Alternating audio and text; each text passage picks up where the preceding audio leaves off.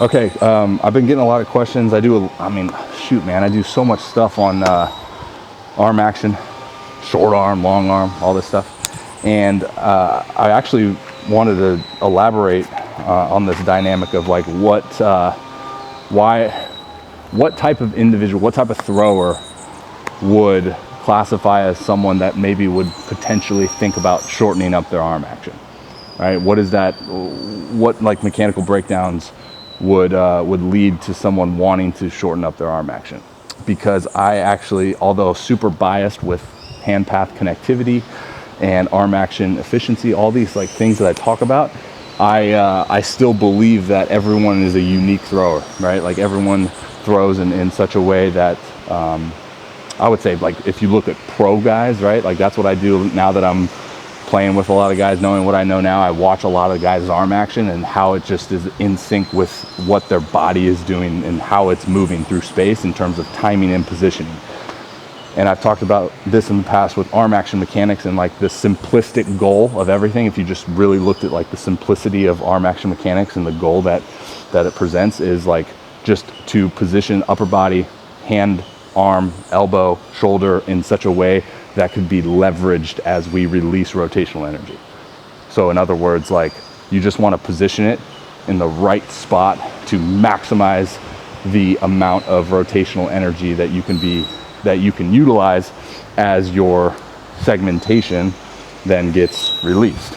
All right, so if we look at that goal, then we can understand that, okay, well, for those of you who have, more complex, longer paths in which their hand takes, right?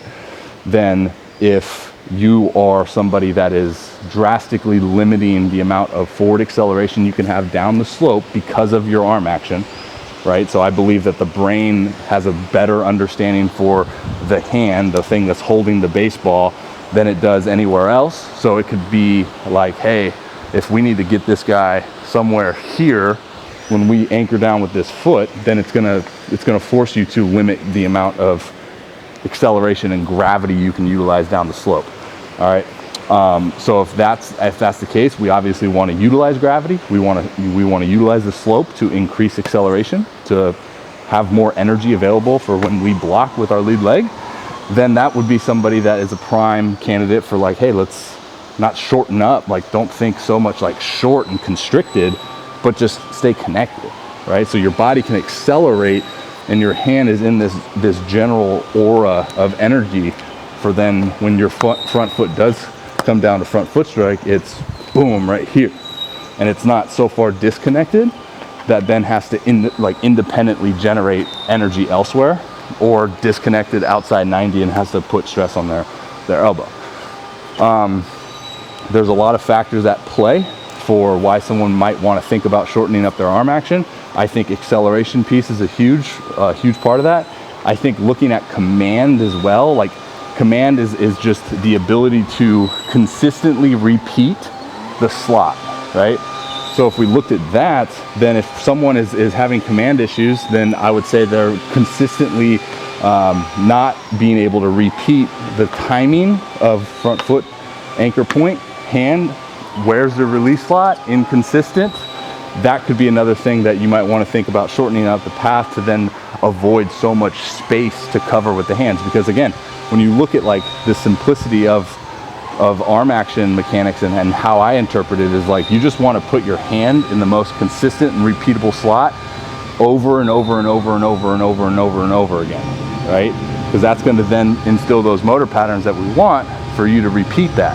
Now, if your path of the hand, if your hand path is traveling so much, if it's traveling through so much space to get to this slot, then the odds are that it's going to be a little bit harder to repeat. Now, again, everyone kind of develops their own mechanical efficiency and does things throughout the delivery that influences that.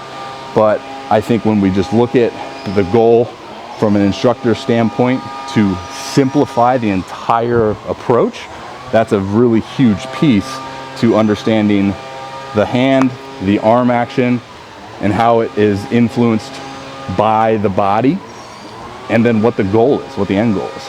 So for those of you guys like wondering, like, am I somebody that needs a short?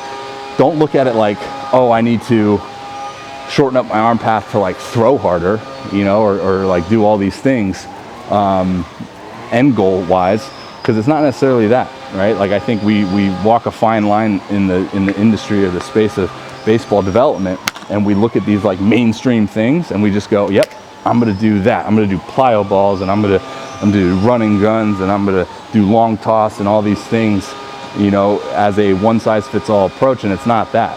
There's so many other components, and we don't want to take away something that someone already does pretty well within their movements and their motion, just because somebody else had success changing something up. So that's why I really encourage intentional, you know, development with why are we doing something.